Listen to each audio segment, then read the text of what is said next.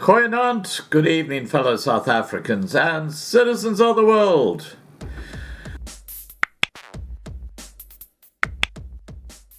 You know, in South Africa, it is a complete basket case. I put up a video the other day where I mentioned that the new white CEO of Eskom, who's trying to pull the whole state-owned enterprise back onto its feet again, after it was completely trashed by the black privileged ANC cadres. He is now being investigated for racism. Racism, get that?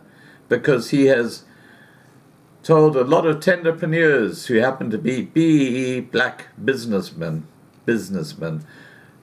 in other words, well-connected ANC black privileged people, he's basically told them to piss off. Get out of here. We don't want anything to do with you.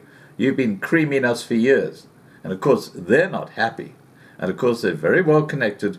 So now there's this whole investigation as to whether De Ruyter is racist. Just ridiculous. He's a businessman. Now, why are we talking about this? Well, I'll tell you. Electricity in South Africa is a hugely important subject. And it's only now just dawned in those empty brains of the ANC ministers how important electricity is.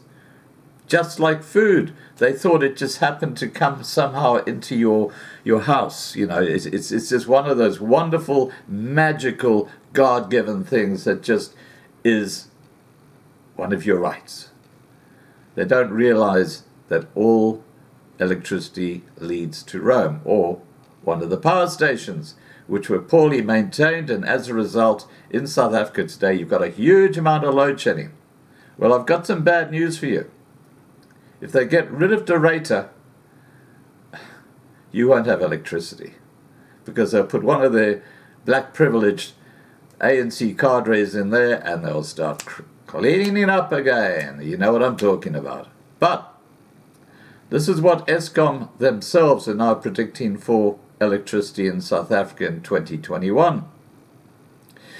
Eskom has warned of serious energy constraints towards the end of 2021, and its forecast suggests things will be bad from August onwards. The company is trying to keep up with urgent maintenance while burning expensive diesel to keep the lights on. But its long-standing financial constraints are being worsened by municipal debts totaling 35.2 billion rand and operational losses exceeding 20 billion rand, while the pandemic saw delays in its maintenance plans plus disruptions in the supply of coal and diesel.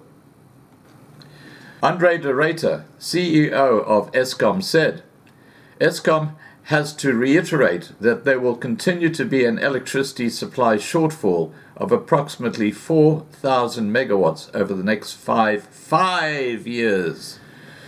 South Africa's load shedding conundrum is compounded by the urgent need for planned maintenance, which takes approximately 12% of Eskom's capacity offline, and unexpected breakdowns, which can account for a fifth of total nominal capacity.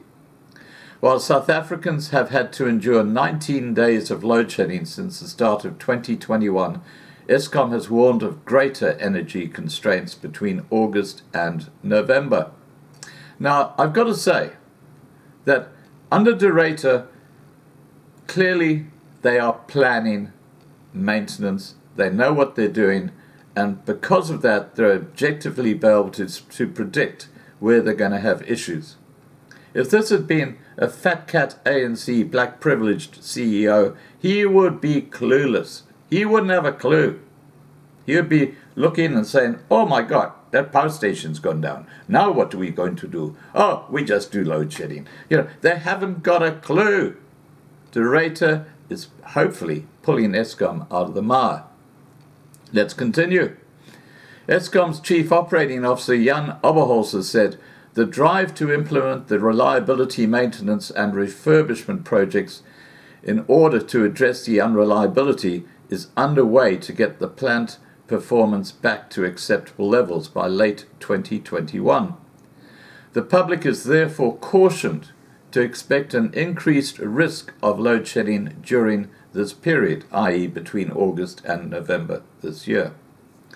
In midwinter, Eskom will hold back on maintenance and use open-cycle gas turbines to mitigate the need for rationing. But once the coldest weather passes, in August, it plans to redouble maintenance efforts, and so the planned capability loss factor, or PCLF, while throttling back on diesel use. If at any point unexpected breakdowns pass the 10,000 megawatt mark, current levels exceed 11,700 megawatts, while planned maintenance is being carried out. South Africa will be subjected to a load shedding. The finest, narrowest margins for error are towards the end of September through the rest of October, when peak usage is likely to exceed capacity. So there's the bad news, guys, but the good news is you've got a guy who's running the place, who's able to plan and predict and alert people to what to expect months in advance. As I said, if this had been one of your ANC cadres running the show, not so good. Please remember to subscribe to be kept informed. Ring the bell for the updates. Please like this video. Please share this video. And above all, please stay safe. Bye for now.